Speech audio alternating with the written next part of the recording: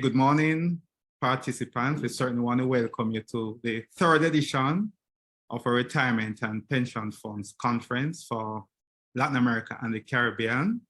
First, let me just apologize for the absence of the chair for Advocacy Council, Melvin. Melvin actually joined us later in the conference. He just unavoidably absent to bring the opening remarks. I am Hugh Miller, Head of Asset Management at Jane Fund Managers in Jamaica, but I also work alongside Melvin as the Vice Chair for the Advocacy Council for Caribbean and Latin America. And so as we welcome you to this third edition of the Retirement and Pension Funds Conference, I want to assure you that it's going to be 1.5 hours well spent. I'm pleased this morning to be associated with this event, and especially given that we have two world-class panelists. So I'm going to ask you not to move or most don't get up out of your seat because you might miss something that's just so unique and insightful. And so in terms of the flow for today's meeting, we will hear from our panelists in turn, and then we will open it up for questions. The way in which the conference has been designed this year is such that it allows for maximum participation from the audience. So we have kept the agenda very tight. And so we're looking for robust participation from you, the audience. What we'll ask you to do as the different panelists take you through their world-class presentation, you can jot down your questions, but more importantly, we ask that you send them in the chat. And of course, we'll try to get to as many questions as possible within the 1.5 hours.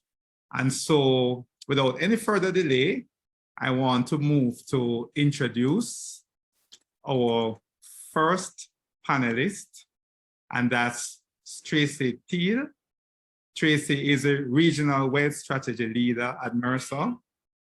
She's a graduate of Wake Forest University, and she's also a CFA charter holder and a member of the CFA Institute, as well as also the Atlanta Society of Finance and Investment Professionals. Tracy's roles include supporting revenue growth, inorganic opportunities, expansion into new client segments and service offerings, as well as developing resources and training. Of course, prior to moving into her current role, Tracy spent approximately 10 years providing a range of investment consulting services to institutional clients, primarily for corporate defined benefit and defined contribution plan sponsors. So that is just a little tidbit of who Tracy Teal is. And so without any further delay, I'm just going to hand it over to Tracy. Hugh, thank you so much for the introduction. Thanks to all of you for joining us today. Just to kind of build on Hugh's introduction, I've been with Mercer for about 17 years now, just slightly longer than our pension index, which is in its 14th year. As Hugh said, I'm the strategy leader, and the regions that I encompass include Latin America, the Middle East, Africa, and Asia. I'm also the interim wealth leader for Latin America. So in this role, I try to do all those various things that Hugh mentioned. And part of that is driving connections from some of our global intellectual capital to help that make meaningful conversations in more local areas. So with that, I'm really pleased to be here to discuss the Mercer CFA Institute Global Pension Index, or MCGPI, with you, as well as my fellow panelists and Hugh. And so we'll introduce Leilani in a little bit. But I'm really impressed, actually, that the organizers seem to have found the one day over the last several weeks that there's not any World Cup matches. So I'm assuming that that's why you're here today. I know that pensions are a critical topic, and Iceland holds the top ranking in our report, but they're not in the World Cup, and I'm sure we have other things that we're watching. In all seriousness, though, we know that pensions are really important. We know that. That's why we're all here today. So maybe, Diego, if you'll help with the slides that we'll put up, maybe if you'll just kind of start on slide 2, if you don't mind, and we'll dive into some of the presentation. So as you all know, we have many different challenges facing our economies, facing the pension systems today. We have aging populations, again, maybe slide 2 if you don't mind. Economic uncertainty, we have rising government debt, we have rising interest rates right now, we have high inflation, there's long-term challenges in public trust. These are just to name a few of the challenges that we know are all facing pension systems today. And that's really why Mercer created the MCGPI. We're trying to address those challenges, and we know that the answer can be very different in very different places.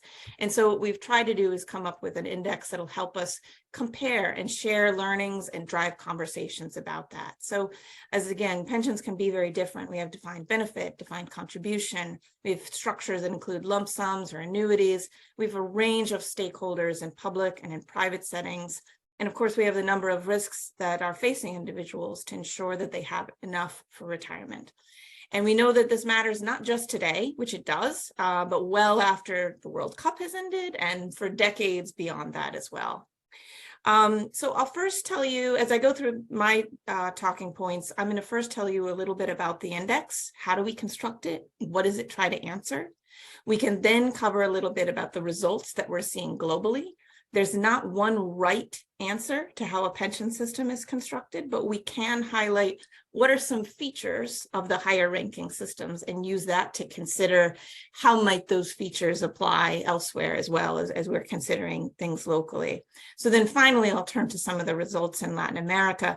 I'm sorry, I know our audience includes constituents from the Caribbean.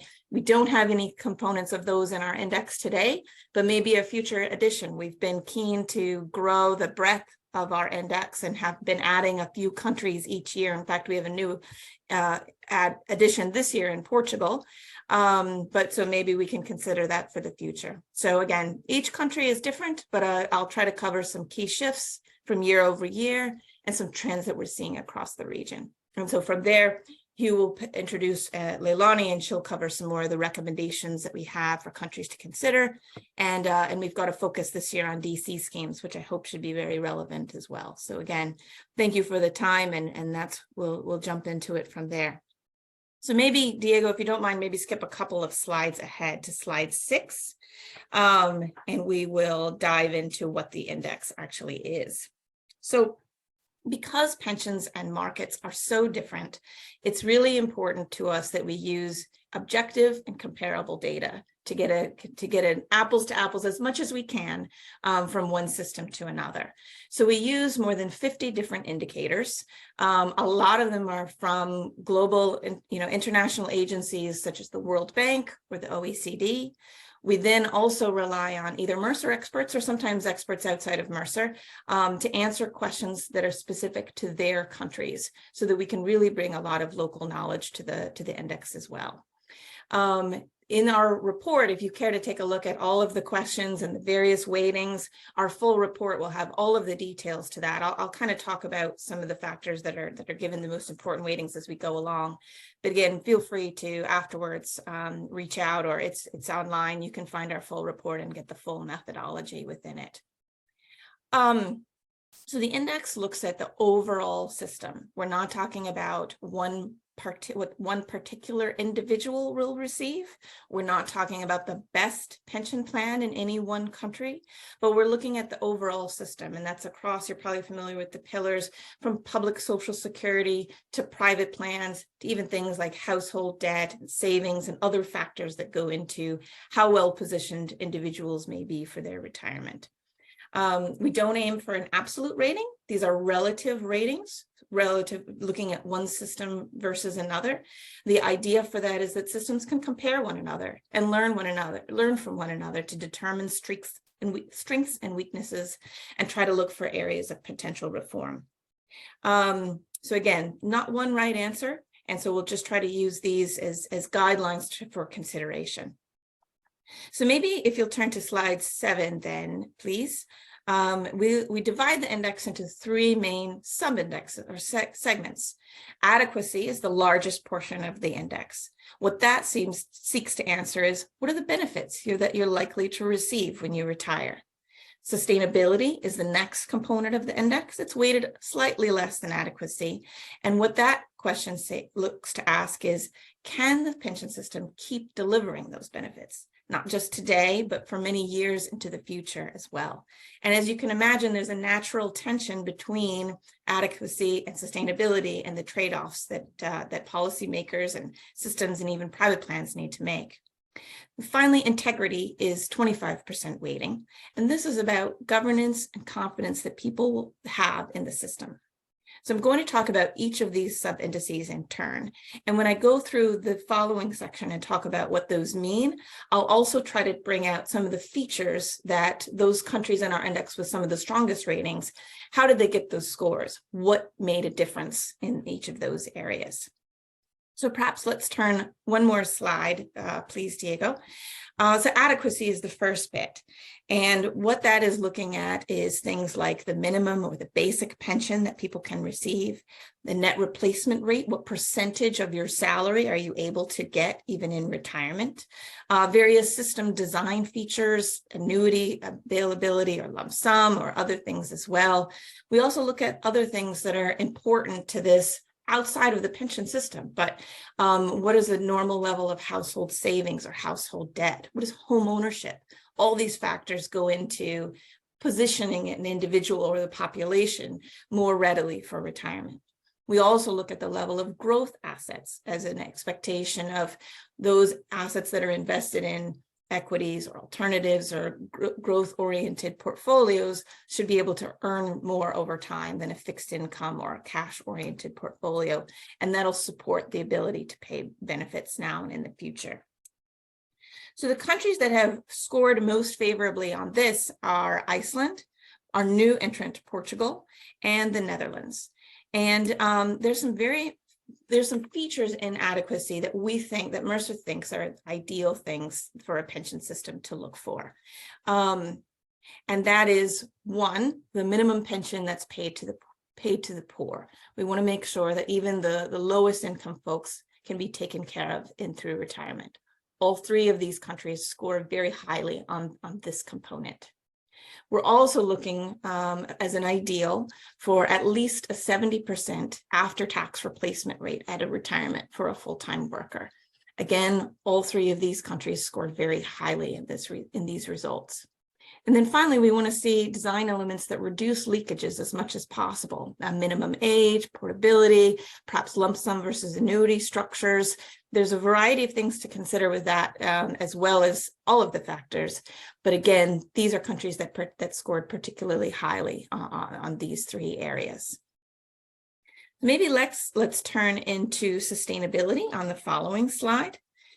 And the sustainability of what is included there, that includes things like the coverage of funded pension plans, the level of pension assets as a percentage of the overall economy as measured by GDP. We're looking at demographic issues. We're looking at the level of contributions that people are making or employers are making, as well as what percentage of the older workforce are still participating. So if you're working longer, all else equal, the system is more sustainable. We also look at things like government debt, pension costs, as well as economic growth in real terms. If the economy is growing, again, that should lead to more sustainable outcomes. So the countries that have the top sustainability scores here are Iceland again, as well as Denmark and the Netherlands. So again, what are the factors that helped these countries score very well? So again, thinking about kind of what do we view as some of the ideal characteristics? We would look for at least 80% of the working age population to be members of private pension plans. Coverage of individuals is really, really important. It's difficult to do, and we'll talk some more about it and the implications and the trends we're seeing in Latin America and the Caribbean. But again, coverage of the working age population is such a critical factor. We also look for a high level of pension assets relative to GDP. In fact, we think the ideal really should be close to 100%. That helps any individual government or system be able to fund future liabilities. And then finally, we're looking for labor force participation rates for ages 55 to 64. That really needs to be at least 80% as well, because again, we need people to be working longer as life expectancy increases. although that can be complex as well. Leilani and I were even talking right before we started, certainly myself who works at a desk, I may be easily able to work into my 70s.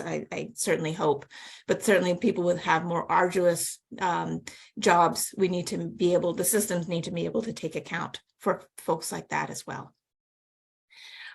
So then let's turn to slide 12 or the following slide. And the next one is about the integrity. This all deals with things like regulation, governance. We look at even things the OECD has core recommendations on what effective regulation and supervision are like. We want the plans to focus on the best interest of the plan members. So how well are those benefits protected? Well, communication is required to members when you join the plan on an ongoing basis throughout your membership. And we look at a couple of proxies to look at to estimate the cost of the system as well. So the top scorers here are Finland, Norway, and the Netherlands, who perform very well among the following things. Again, these are kind of the key weighting. What is the difference makers here? So we need governments to be able to enact sound policies, promote private sector development, earn the respect and the trust of their citizens.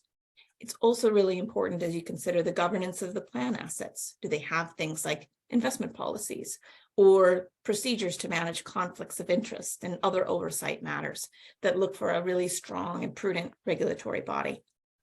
Finally, we look at those communications. Do individuals in plans, do they understand their current benefits? Do they understand the projected benefits? All three of these countries exhibited a lot of strength in these areas. So we move on to the next slide. We'll kind of summarize some of the overall results. So we have 44 systems in our index this year. As I mentioned, Portugal is a new entrant.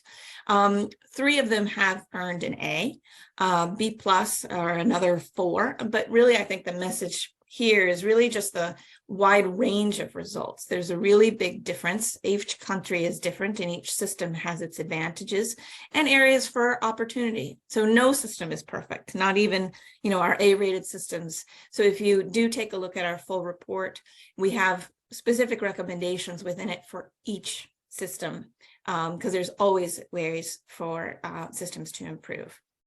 So maybe I'll just kind of skip through this slide fairly quickly and jump right into some of the themes and results that we're seeing from Latin America.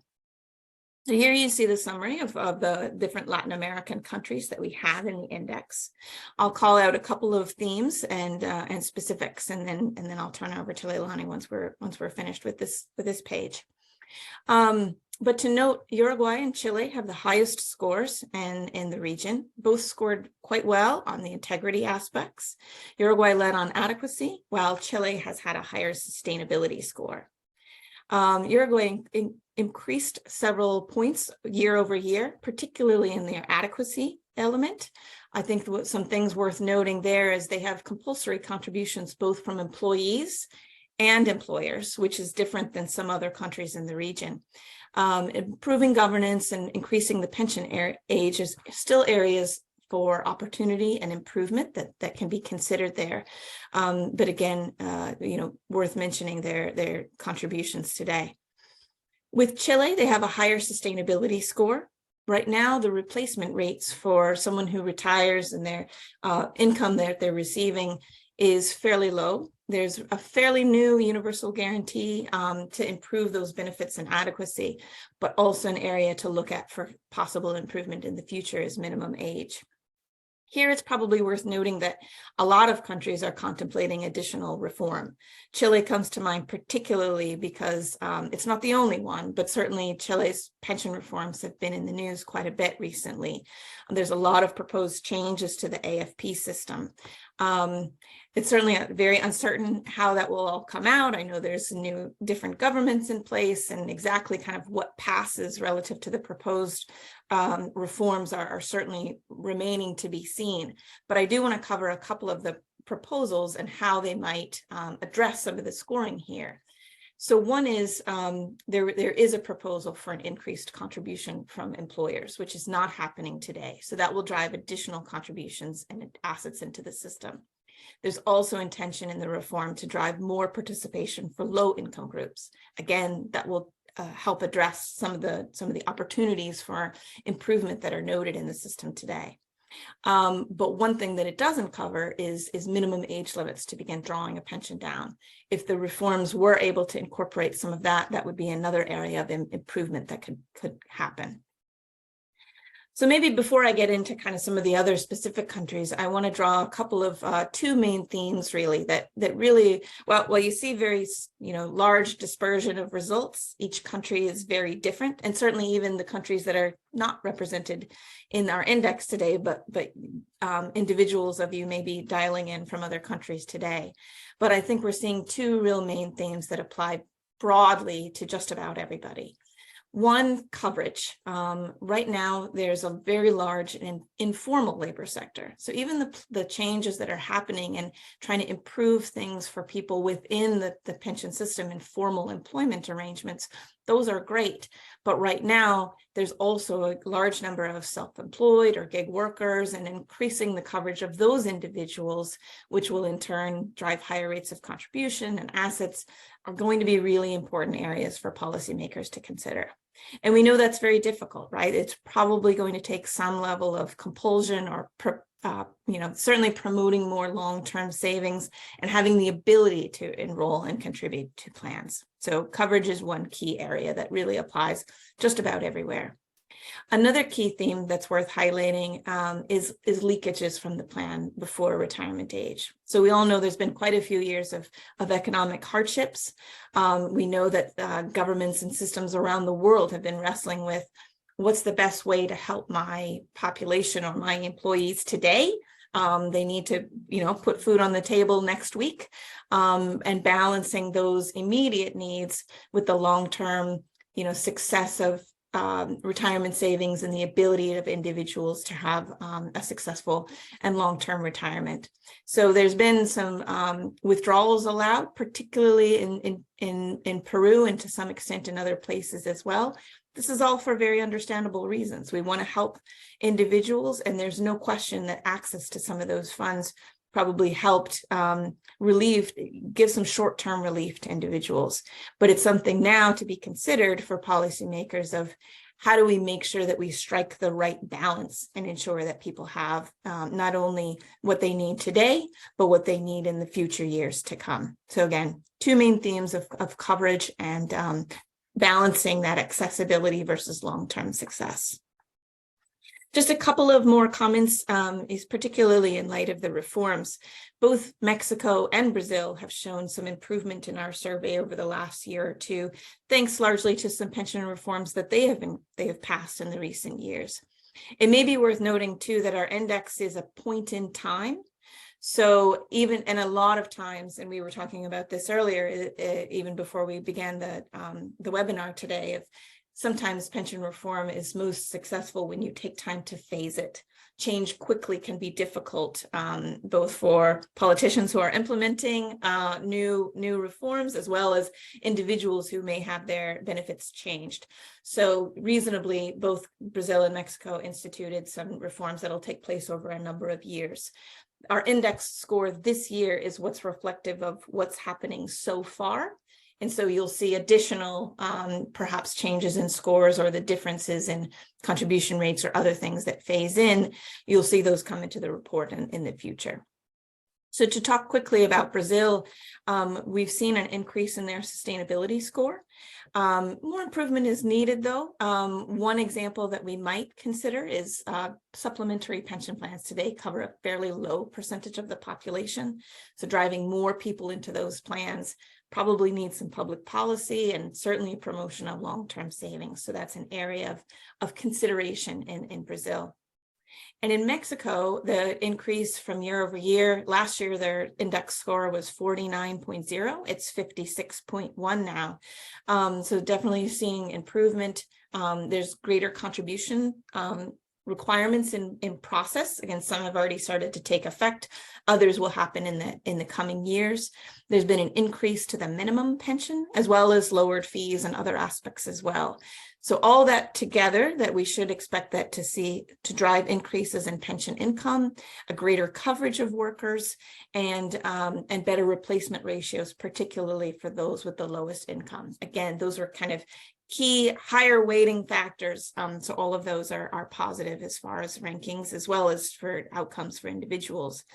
So I did want to point out, though, that while all of those look to be improving the situation with folks in formal working arrangements, it still only covers a relatively small percentage of the working age population, because we're still not picking up kind of all of those independent or informal workers. And we need to consider how that can be done as well.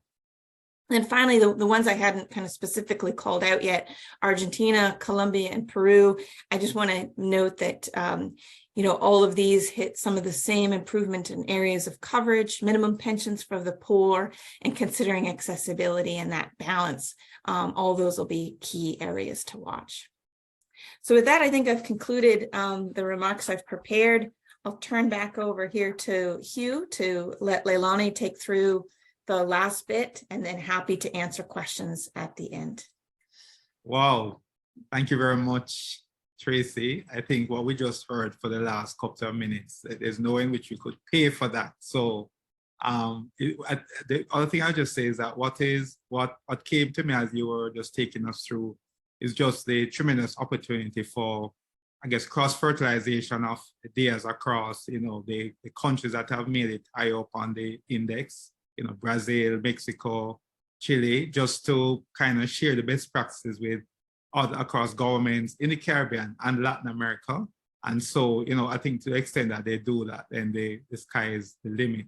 The last thing I'll just say, just to kind of take away from your presentation, Tracy, is just how complex the way forward is in terms of the different levers that need to be pulled. But to the extent that Brazil and Mexico was able to show improvements over the last 2 years, then it just shows that the other countries in Latin America and Caribbean can just, take some of those best practices and, show incremental improvement in the years to come. So thank you for that. Give you a chance to catch your breath and then wait for the exciting Q&A. Okay, so it gives me great pleasure in introducing our next panelist, Leilani Hall. Leilani is a senior head, course and standard at the CFA Institute. She has worked for over 25 years in the financial markets. Also, she has served as a director of strategic planning for the Financial Institution Regulatory Authority. She has also served as a senior special advisor to the director of the Office of Compliance Inspections and Examinations at the US SEC. Leilani has also served as a Senior Vice President for Asian Business Development for the Pioneer Group at Unicredito Italiano, wow, tongue twister, as Chief Compliance and Senior Risk Officer at AARP Financial, and as CFO and COO of the Enterprise Group, among others, just catching my breath. So just by virtue of the brief intro of Leilani, you realize that you have another accomplished panelist who would just take it away from where Tracy would have left it. So without any further delay, Leilani, over to you. Thank you, Hugh. I really appreciate the introduction. And I want to thank you all for having me.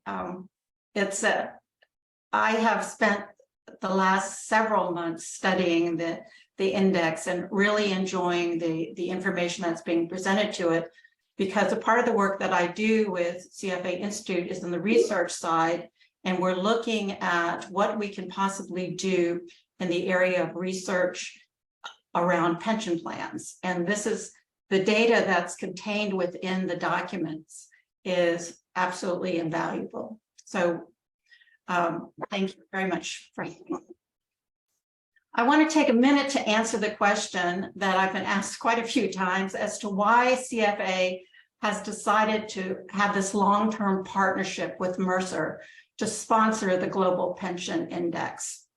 We do it because we believe that it's important for business and government to join forces to improve the global pension systems and enhance investor knowledge of pension issues. Pension systems are so complex and require a systems level approach to solutioning.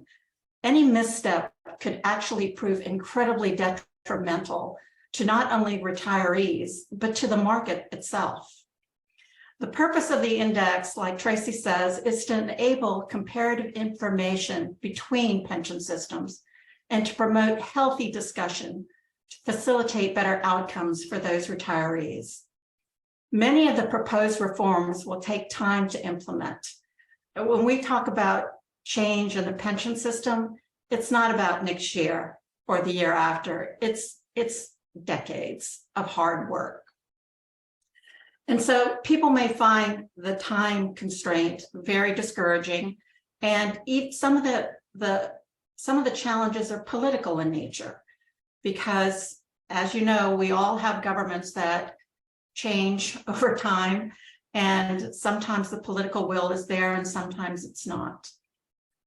And what we do hope is that the data that's collected over the last 14 years will foster really meaningful conversation and helpful solutions.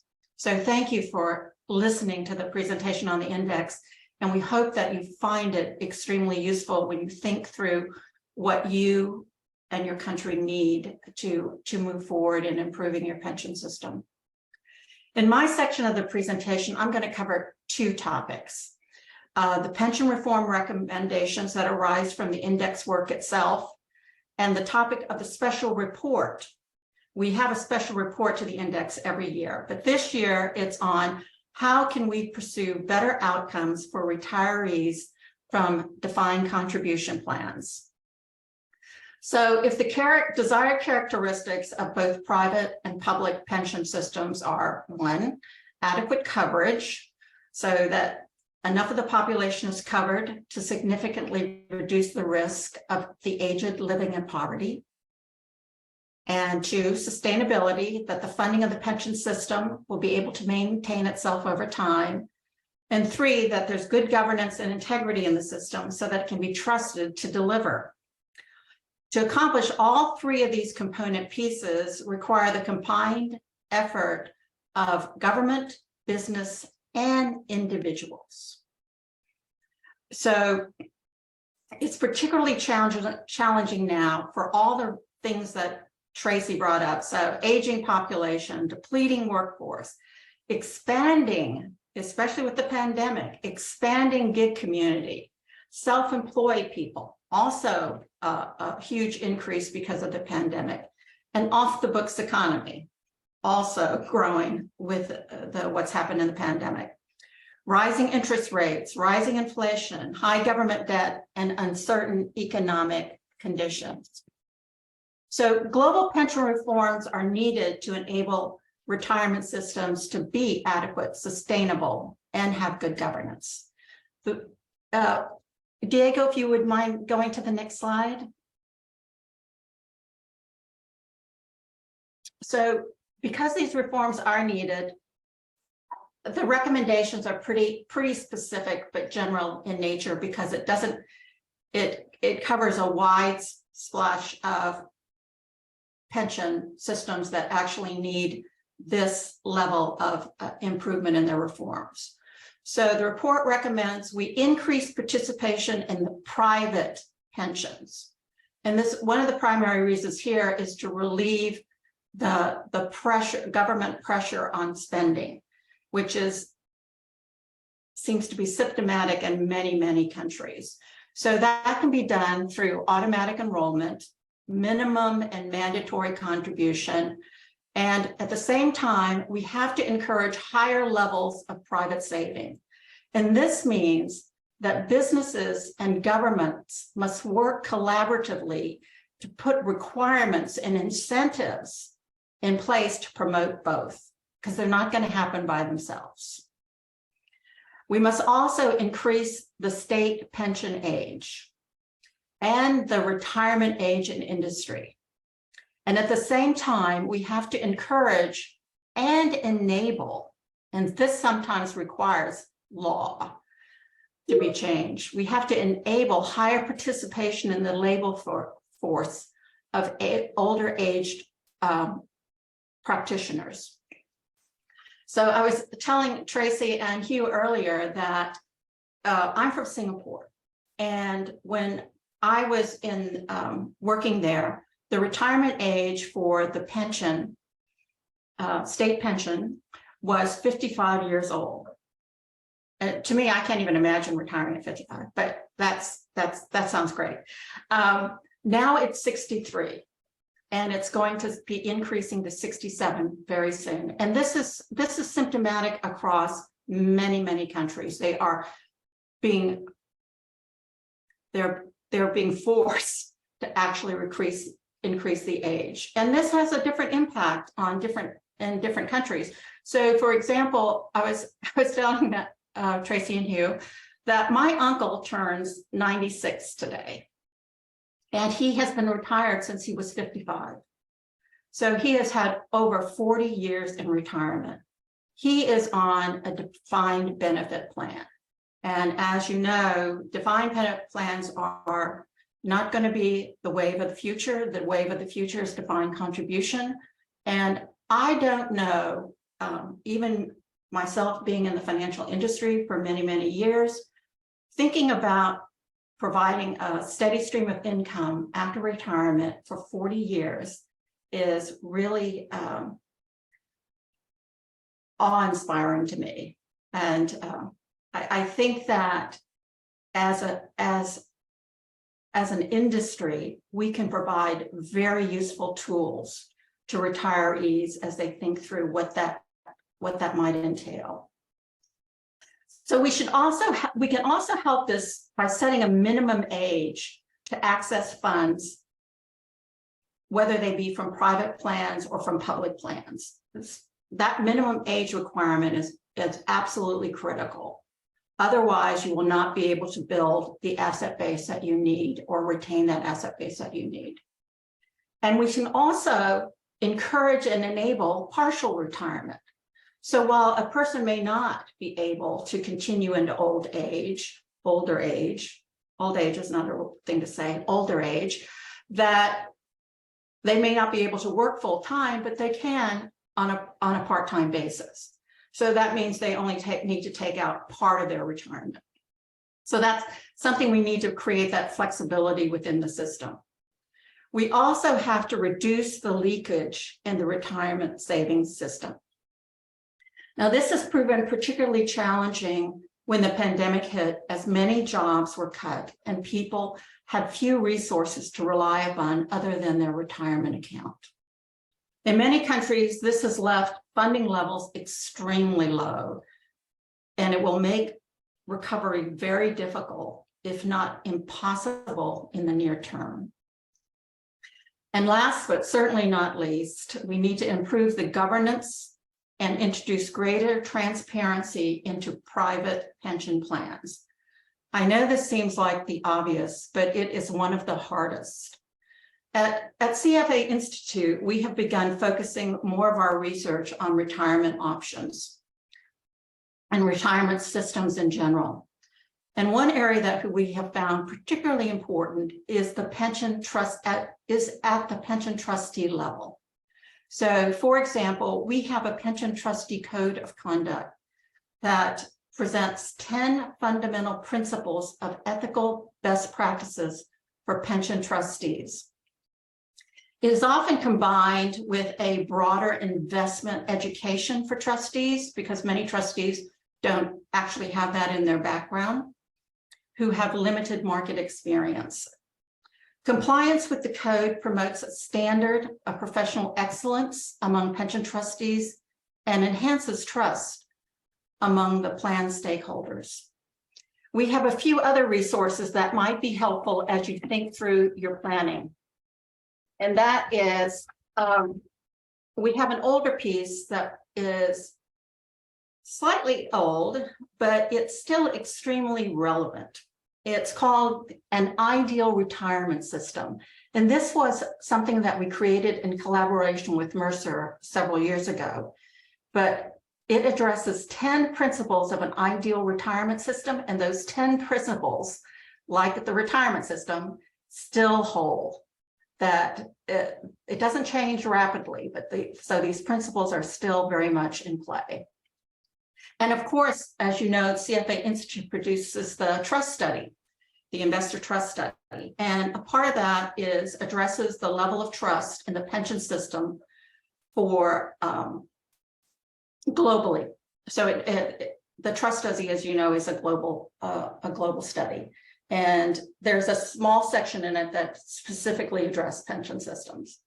And we're currently working on another piece of research that analyzes the 13 years of Mercer data, and it covers 43 pension jurisdictions. And the research studies the factors affecting pension spending from the pension design perspective. So the intent here is that in efforts to reform and redesign pension systems and to reduce the pension spending pressure, governments may take into consideration several recommended plan design features that reduce the burden of pension on the public finance. So we'll be releasing this report probably sometime early next year. So now I'd like to conclude with the recommendations, but move on to the special report, which was issued along with the global index. So Diego, could you go to the next slide, please?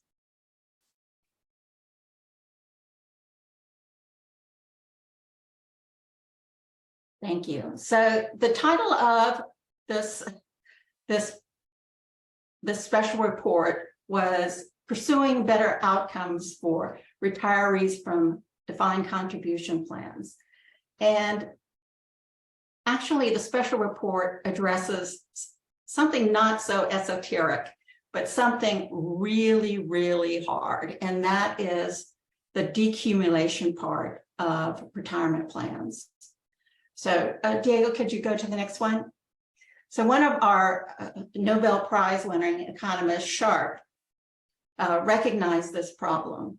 And he said that knowing how to strike a balance between having enough income to meet your current needs and having enough to get you through your retirement, it's the nastiest and hardest problem in finance. So if you can imagine, if it's difficult for people with a strong financial background, how difficult it must be for a layperson. Diego, could you go to the next slide? Because here's where we have a list of what we feel that generally, so there is no average in life, but what do retirees want? Well, we want a regular and reliable income that's linked to inflation. And now that's particularly sensitive, that inflation linkage should be there. In the income that does not run out, that has to have flexibility in its payout, and particularly in order to meet emergency spendings.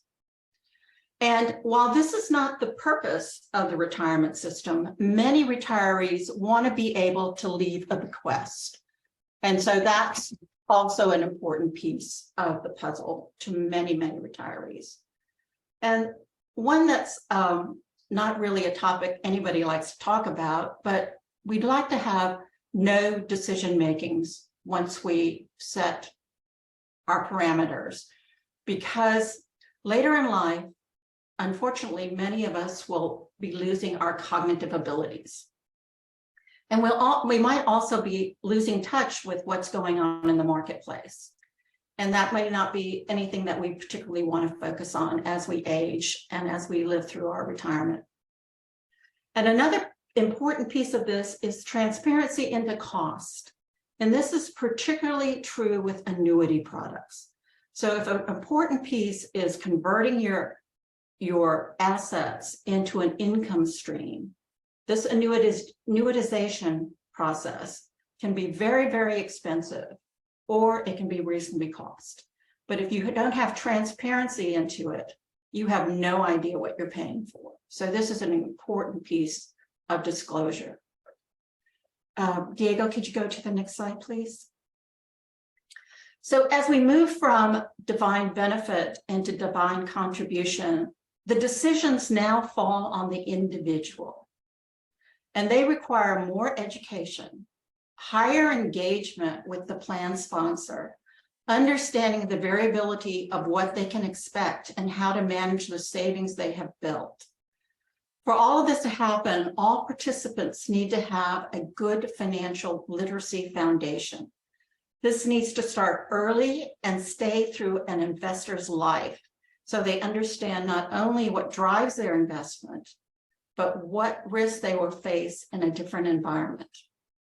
The special report concludes with several principles that improve defined contribution plans. Diego, could you go to the next one? So the first one is pay out small pension pots. And this is just common sense, that the cost of converting a small amount into an income stream is extremely expensive. It's not good for the plan, and it's not necessarily good for the investor either. The ability to withdraw up to half of the benefits as a lump sum without significant disincentives. Now, this is important because this is the time where many people want to pay off their mortgages. They want to pay down some accumulated healthcare expenses. There are various reasons for this lump sum payment as people transition their life. And then at least half of the assets should be converted into an income stream. The design of the income stream is also important. First of all, as you decide what that income stream should look like as the plan sponsor, don't be prescriptive about it, because you need to encourage innovation, particularly in the area of annuitization. There hasn't been a lot going on in many, many years, and we need to be really creative in this area. Default products are also strongly encouraged, and they have been for over a decade. Financial education and financial advice needs to be available to everyone. So it therefore needs to be cost-effective and accessible. And as we mentioned many, many times, that gradual reform is needed. I don't see number 7, but it's in there somewhere. But gradual reform is needed. There it is. Thanks, Diego. And we've seen what sometimes trying to change pension plans too quickly can do to the economy. So this needs to be very thoughtful by both policymakers and the supports they need in business and by individuals. So this is all getting more difficult as expected returns lessen, as risks increase, as inflation rises, as the gig economy expands, as longevity expands, as the population ages, leaving this depleted workforce. So how can we reform pension systems so that each of us can have a reasonable expectation of a secure retirement? There is no easy answer to this. This is a massive systems level problem. There's no silver bullet, but we can make changes that matter. We can engage future retirees early in their earning years by giving consistent pension awareness, messaging from the government, employers, and the media.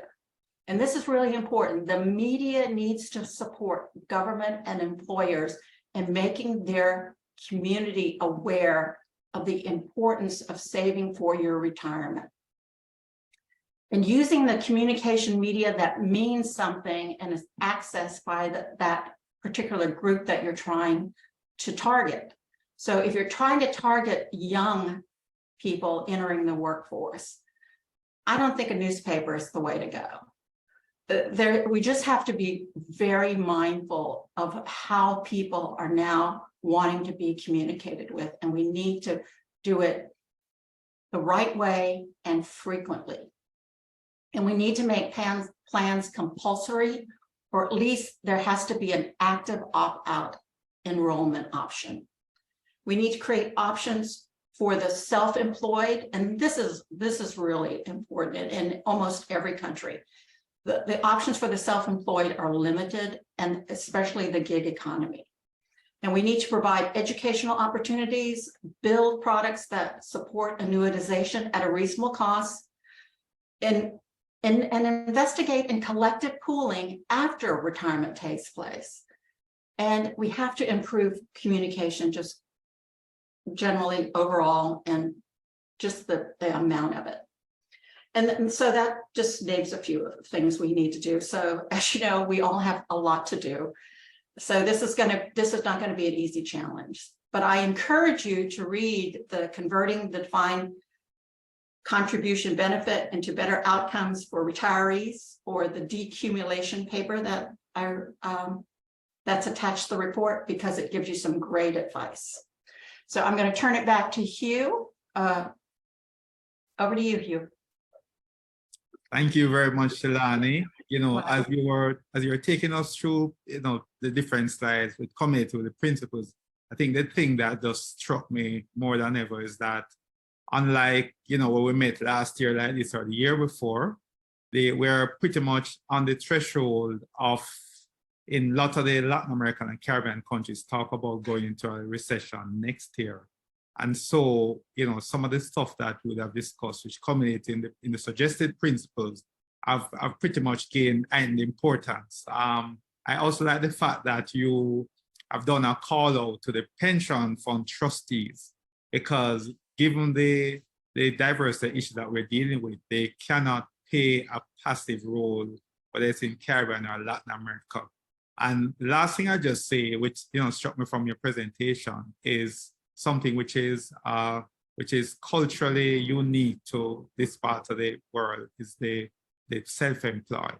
You know, whether in the Caribbean, Latin America, there's a higher than normal percentage of the population self-employed, and so it requires deliberate planning in terms of to bring them in terms of retirement solutions. So certainly thank you for that.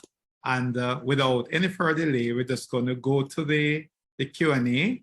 And I see Stephen Wedderburn has been waiting very patiently with his question. And the question from Stephen, which I'll put to Tracy, and it reads, is there any consideration being given to including Jamaica in the index? I did not put Stephen up to this. Excellent. No, that's very fair. And I hope I didn't mess it up. I was trying to even type back while Ilana was speaking, and I think anyway, you got the question, so I clearly didn't mess it up that much. Yeah. So the short answer is we haven't considered Jamaica yet, but we are always looking at broadening the coverage of the index. Over the past several years, we've added between 1, 2, or 3 new countries. We have to kind of pace it, but we are very eager to continue to enhance the breadth of the index. So happy to have the conversation about it. I think the criteria that we look for, one is the importance of data availability. As I talked about, we use 50 different indicators. While we certainly don't have all 50 for every single country, we need very representative data. The other aspect that we need is either a Mercer representative or someone we can partner with who's on the ground and knowledgeable and can help be part of the questionnaires. We don't have individuals in Jamaica today. Maybe, Hugh, we can talk about a transfer. That sounds nice on a dreary, foggy day in Atlanta, but in all seriousness, it is something that we'd need to find some sort of expert to work with us, although we have examples of doing that with outside firms as well who can supply the data and expertise. So short answer, not Jamaica yet, but open to the conversation, and we certainly will be looking to increase the coverage of the index over time. Okay, I hope Stephen is pleased with that response. Thanks a lot, Tracy. Another question, I put it to both of you, and given that we're meeting at a very unique time where, some persons say we're at the tail end of the pandemic. And so the question is as follows: just in your opinion, or was the decline in the value of retirement savings, especially during the last 2 years during COVID, impacted just retirement prospects generally for persons in Latin America and the Caribbean? I start with you, Tracy, and then we go to Leilani. Sure. And just the question, just to repeat, is about kind of thinking about the retirement prospects for individuals over the next several years. Yes, that's diverse to the impact that COVID has had on the financial markets and the value of just, retirement savings and assets. Absolutely. So I think there's both, short-term and long-term impacts with this, right? Over the last several years with COVID and, market values being lowered. And part of that is even this year, I think, even after many impacts of COVID have passed, although I'm certainly not saying that the pandemic is over, but some of the market values and capital market returns this year were really for factors otherwise, situation in Ukraine and inflation and all those sorts of related things. Anyway, so the short-term impacts, we certainly are seeing lower market values in the plans for several reasons. And that will impact the ability of individuals to have enough at retirement. They'll have to make decisions about, can I retire at this point? Or do I need to retire, but perhaps take a lower standard of living because the market value of my pension benefits may be lower, particularly in defined contribution plans. We also are going to see, I think, longer term impacts as well. Economic growth, there's certainly talk about, what in some countries are probably already in a recession, or certainly there may be others that come into that over the coming years. How will lower economic growth impact the benefits? Because the ability of governments to, support Social Security and things like that over time are certainly more constrained in a period where economic growth is more challenged. So I think those are several items that come to mind for me. How about Leilani? Feel free to add to that if you'd like. I think Tracy's spot on, but one of the benefits of growing older is you've actually lived through a few cycles, and this is a bad cycle we're going into, and it's been a bad year. And yes, it's going to have an impact on people, certainly with people entering retirement now. But there's another side of that, like all things, there's good and bad that's happening. So young people entering the market now, saving now at depressed prices, this is something good. So I think we have to look at things in totality. And yes, it's going to be challenging. And yes, for certain people, it may be particularly difficult if they're going to have to retire within the next year or two. But like all cycles, all market cycles we've all lived through, hopefully we come out of it and plan for that improvement. And what I'm trying to say, I think in my long-winded way, is don't give up. I mean, I think as we think through designing pension systems, we can't just throw up our hands and say, well, the economy is so bad, there's nothing we can do. We just have to keep moving forward and focusing on what's best for the long term, because that's what pension systems are about. It's about the long term. If we have a short-term mindset, we'll never be successful in them. That's all I have to say here. Thank you, Leilani and Tracy. And believe it or not, the Q&A has just exploded into action. So to do justice to the question that have come in, I'm just going to ask the audience in advance whether we could finish 5 minutes later, so it's 10:05, so we could just squeeze as many. We don't want anybody to go away feeling cheated. Okay, so a question from Oscar, and I'm going to put it to Tracy, and you can focus it on the 44 countries in the index. And the question is as follows: How would have returns been for the pension plan system over the last decades, and what reforms can we make to improve them? So, and you're Thanks. Yeah, sorry, I realized as soon as I started to talk. Thanks for that question, Oscar. It's very good. We don't track, I can't answer it directly because we don't track the returns of the pension systems, but I can make some comments because in addition to the MCGPI report that we do that we're here to talk about today, we've also tried to do a number of asset allocation studies. And if you follow up with the organizers and get in touch with me, I'm happy to share that, or you can Google Mercer asset allocation insights and I hope it comes up. But we've done a number of surveys over the past couple of years now, looking at how various, and our survey focuses on primarily government pension funds, because that's where the data is most available. So it may not be quite apples to apples of what systems are shown in the survey, which includes a broader look. But we take a look at how those pension funds are invested. And the answer is they really actually have it. Let me share my screen just super quick to just give a snapshot of at least Latin America. I don't know, hopefully you can see this, but if we look at our overall survey includes pension funds in Asia, Middle East, and Africa. And then we have a section for Latin America as well. And just to real quickly, the blue bars represent the percentage of equity. Green is fixed income. The purple is an alternatives that includes property, real estate, private markets. A bit of hedge funds is in there as well.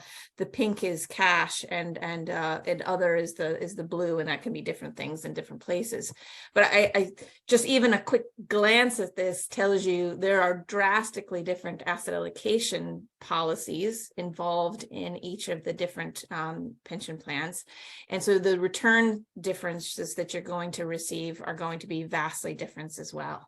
And so I think, certainly they might be in different places of de-risking or matching liabilities. So I'm not saying that one allocation is better or worse than the other, but I think what's going to be really important for the trustees and oversight of these plans is, are you taking the most advantage of the opportunity set and considering long-term capabilities?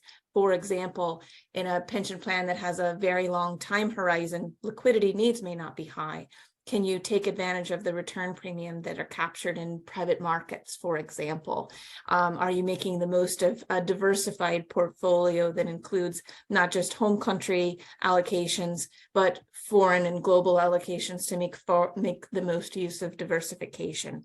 So kind of the key investment tenets that everyone here as CFA charter holders will be well aware of, but I just wanted to call attention to that really vast dispersion that we have and the different experiences people will be having.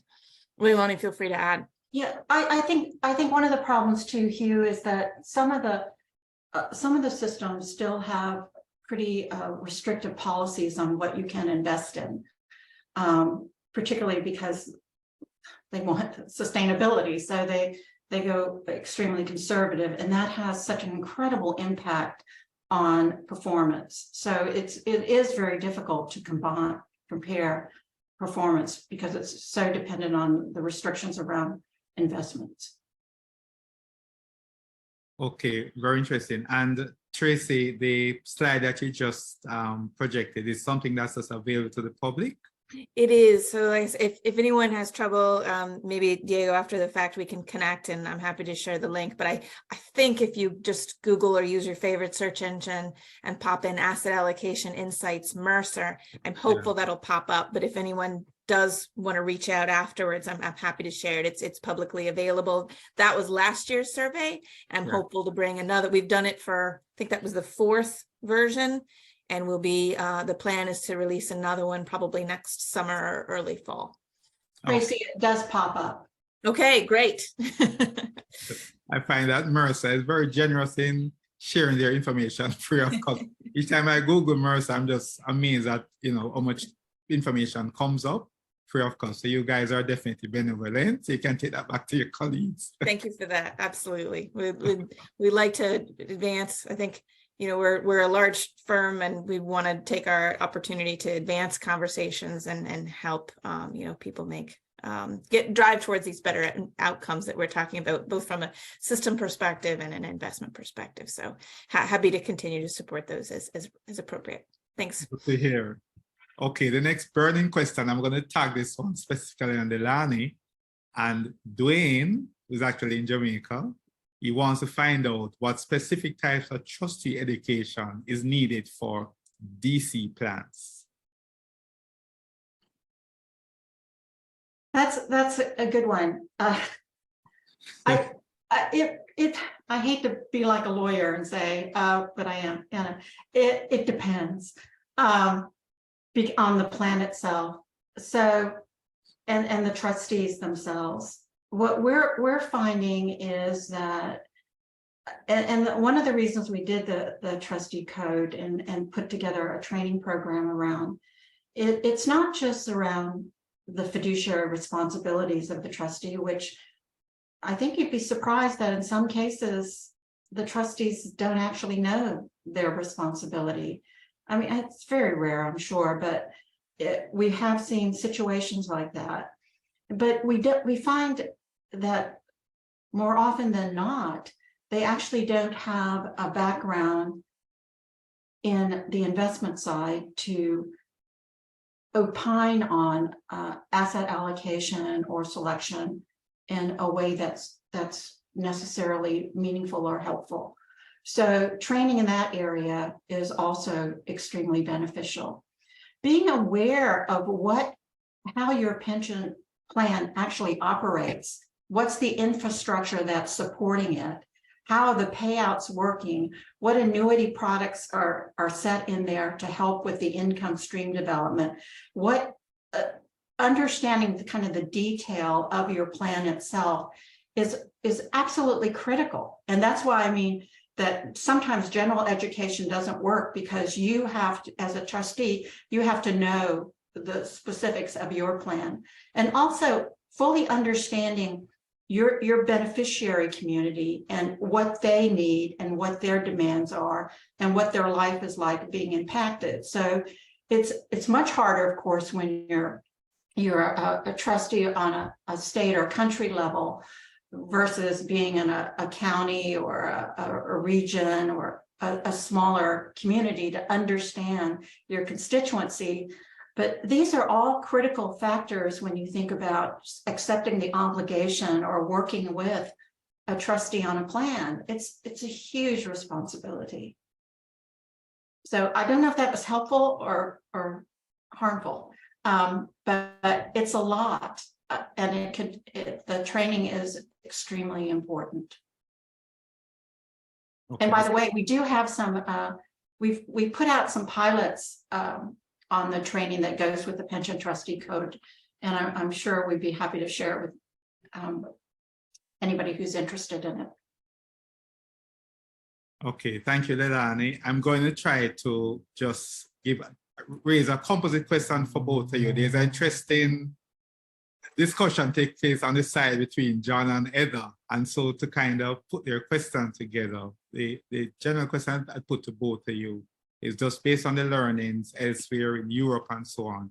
What do you think the governments of the Caribbean, Latin America can do to just increase the rate of participation in formal pension fund arrangements? So John is, giving some statistics. So pretty low for, different countries, Australia, Canada, UK, and of course, Heather is giving some statistics for Jamaica, 10% of the population in formal pension fund. So just based on your insights and observations of other, geographic regions, what do you think are some of the things the governments can do to increase the level of participation in pension fund arrangements generally? You want to start, Tracy, or you want me to? I start with Donna this time, then I go to Tracy. Okay. Okay. I think that there are a lot of things you can do. I mean, some of the examples that were recommended in the index itself are key. I think you have to have mandatory participation. That's important. I think you, as a government, you have to encourage and incentivize business to provide private plans in a meaningful way. I think you have to come up with ways to create pooled environments and capabilities to bring in self-employed people into a pooled environment. I think that's absolutely key. You have to make sure that the tax incentives around the accumulation phase are really incentives. So people have a reason to choose savings over a new car, because that's a big driver there. Immediate satisfaction is something that's a part of human nature that's very hard to get away from. But I think that just these kind of fundamental things, they seem bloody obvious, but they're hard to implement. Tracy? Absolutely. I agree with everything Leilani has just said. And I think the other element that I'd ask, I think she covered a lot about what do you do to get people into the plans, and how do you get, more coverage, back to that term we've been using a lot, and the different things you've got to wrestle. The other element I would kind of raise is, people aren't equipped either with the knowledge or the time. Like, I'm a CFA charter holder, a financial professional. I can't remember the last time I looked at my 401k, my DC balance, right? So we've got to use that inertia for good, right? So the systems that have enacted policies about, or design features, about auto enrollment, auto escalation. If you're contributing a certain amount this year, next year it's going to go up 1% unless you opt out, and things like that. Looking at, really robust default investment options. If you don't choose one, where does your money go to? Hopefully it's something that is well diversified and possibly even changes allocation over time, like one of these target date funds or life cycle funds, they're called often. So I think it's kind of taking those behavioral elements and trying to turn around and to use that inertia and lack of engagement or knowledge, to drive to better behaviors as much as possible. And I think there is a good example of that. The UK, about 10 years ago, put in a lot of efforts to auto enroll more of its people into different pension plans. And they went from roughly 50% to about 80% of participation in the plans over the last 10 years. So it took a long time, but it used some of those features, both that Leilani was talking about, as well as kind of an auto enrollment that got there. And I'd like to add something else. So this is not something necessarily that requires a rule or a regulation or policy change or anything like that. But one of the things I talked about a little bit is the importance of communication on what contributing to a retirement plan can do for you in the long run. That kind of messaging needs to start early and be consistent, and it needs to be by government, employers. I mean, everybody needs to be a part of this messaging. I mean, when you think about public service and the work that media can do in public service, this is definitely one area that is it could be extremely influential in changing people's mindset about contributing to their retirement accounts now. Okay, and thanks for talking about changing mindset. There is a question from an anonymous attendee where I suspect next year will not be anonymous. But the question from the attendee is, and it's specifically directed to Tracy, just whether or not lobbying efforts have commenced in Latin America and the Caribbean to mandate contribution or mandate higher contribution. And of course, the person wants to know, how have the different governments been responding to such lobbying efforts? That's a great question. And I'm hopeful that either Hugh or Melvin, if you have the specifics that are on the conversation to bring in, I can talk broadly. I think in general, right now, you see in most places, there is a mandatory contribution from employees if they're part of the formal workforce. So I don't know to what extent there's been specific lobbying efforts on broadening that to more informal sectors.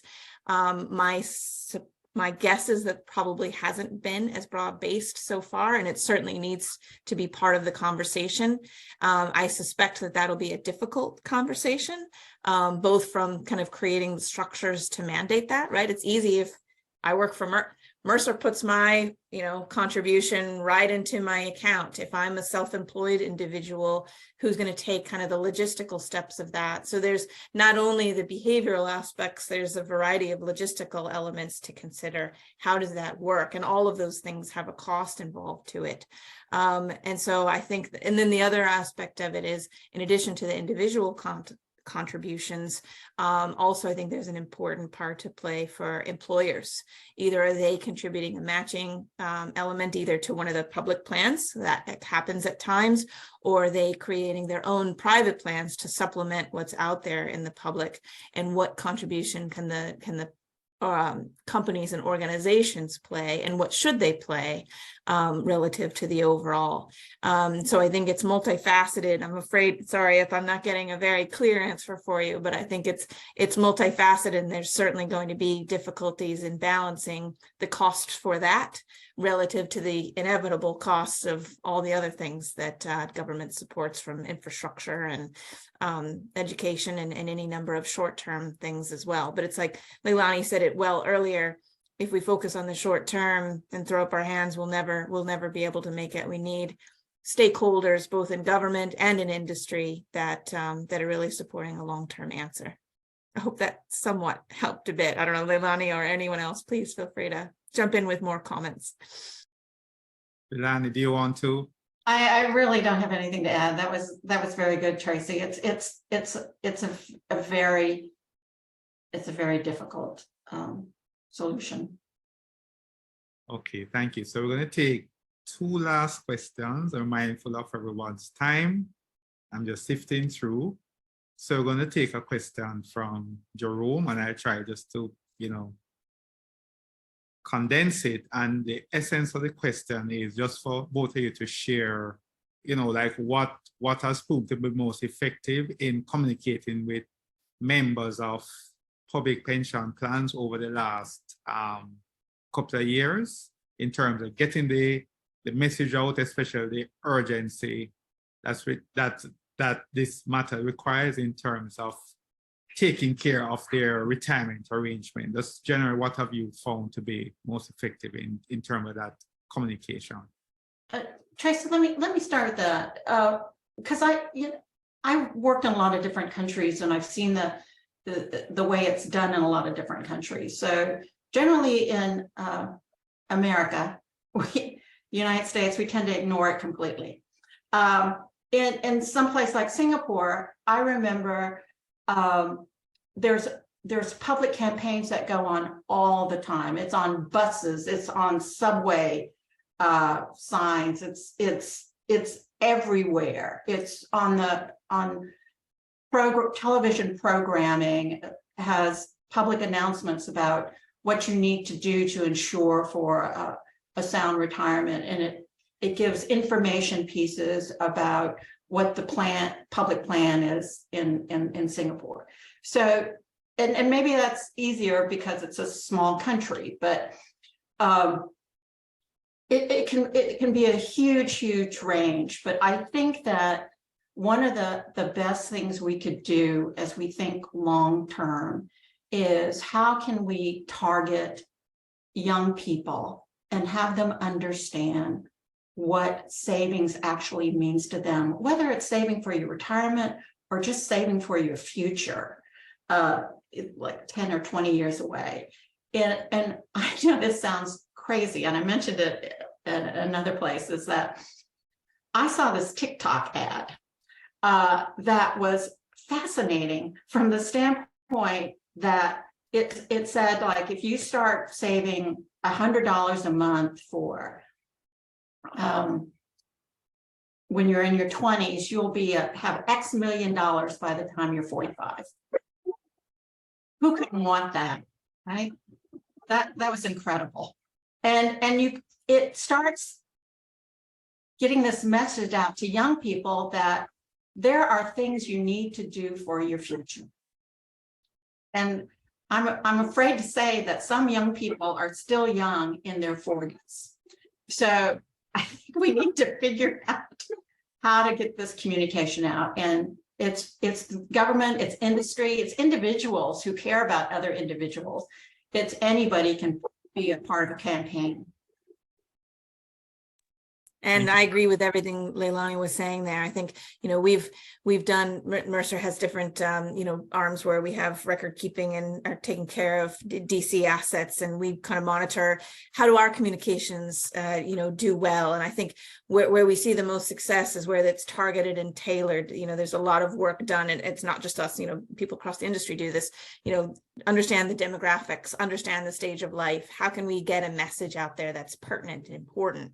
But the shortcoming of what I've just described is the communications that I've just described are people who are already in a plan. So maybe they could be saving more or invested in it a little different way, but that's a marginal change relative to those who I completely agree. It really needs to start so early, because if you wait till 55 or 50 or whatever the age is, it's in many cases too late. We need people from their early stage career to understand that, oh, I need to join the pension plan as soon as I am eligible. I need to be saving things. So not only is it the tax incentives and the ability to do so, it's really driving home the need from all ads on the subway, all those sorts of things. It really needs to be hammered into part of the culture of long-term savings, and that's a gap that well, probably almost every country has to some extent, but certainly areas to look at.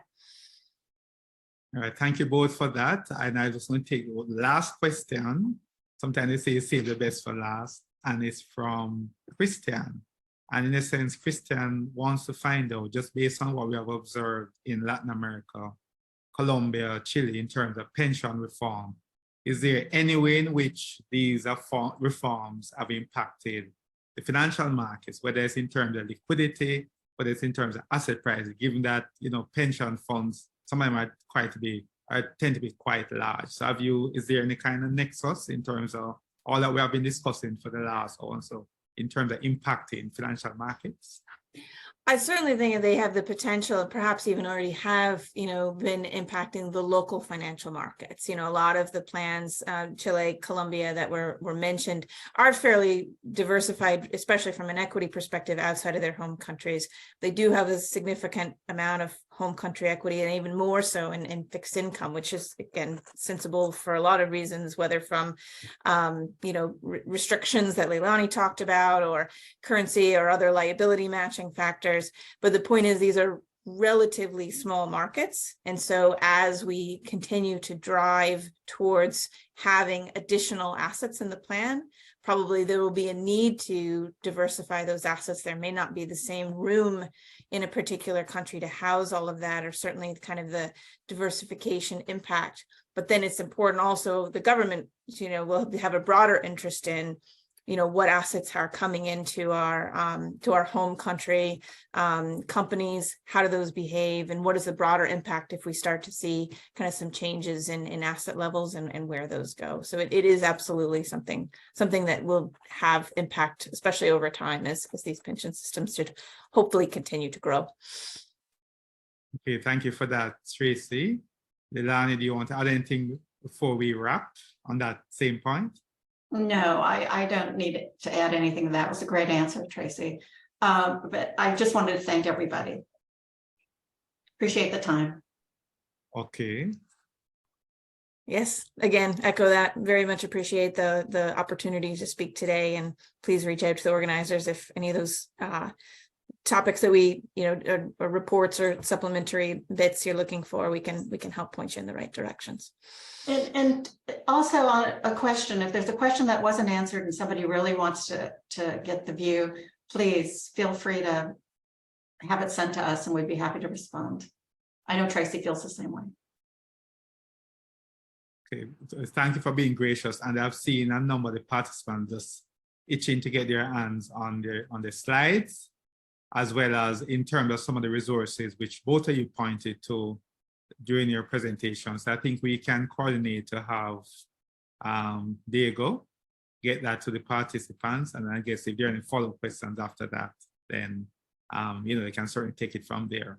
Well, I definitely encourage people to read the actual report. It's not onerous. It really isn't, and it's written in plain English, and it's very very, very useful. And not only is the index useful, but the special report is also very valuable.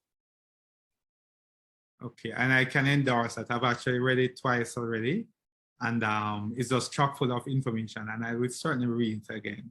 Of course, on a day when there is no World Cup.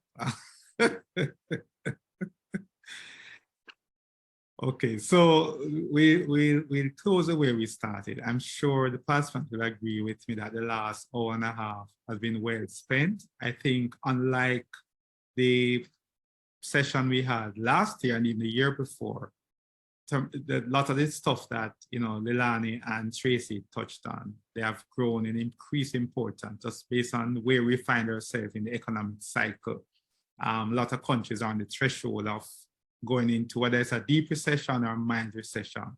Other thing I would just say, which hit me as I was just kind of absorbing the presentations, is that just from a demographic standpoint, just globally, the percentage of the population that's 65 years and older is now exceeding the population that's under 5 years. So you just see the extent to which some of these stuff that we're discussing this morning have just grown in increased importance, that, you know, we really need to take it to heart and be very deliberate in just applying some of the best practices and some of the suggested principles that were touched on. And so all that I left for me to say then is that I really hope that the participants found this to be time well spent.